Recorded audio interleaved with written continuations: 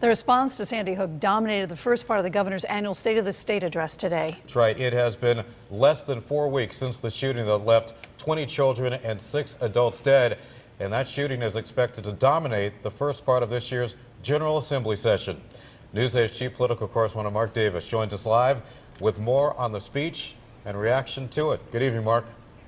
Hi, Anna Keith. Good evening, everyone, from the Hartford newsroom. In Washington today, Vice President Joe Biden met with a group of several gun control advocates in Washington again to help formulate President Obama's national response to the tragedy at Sandy Hook. Here in Hartford, the governor and state lawmakers are planning to lead the way. In his speech today, the governor sent a very clear statement to the NRA, the gun rights organization that has called for an armed guard in every school. When it comes to preventing future acts of violence in our schools, let me say this: more guns are not the answer. Freedom is not a handgun on the hip of every teacher, and security should not mean a guard posted outside every classroom. That is not who we are in Connecticut, and it is not who we will allow ourselves to become.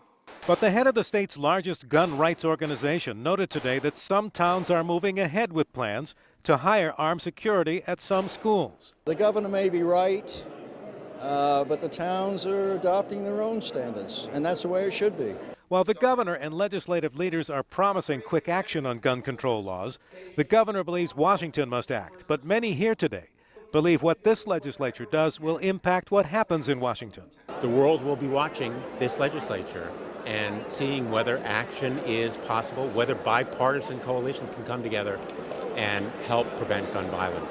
The Republican leader in the House said today he expects bipartisan support on the eventual changes in the state's gun laws. I hope Washington is watching, not only watching what we do, but how we do it. We have to play a leadership role, move very quickly, and make a very resounding statement to the nation that this is something that we have to start taking seriously.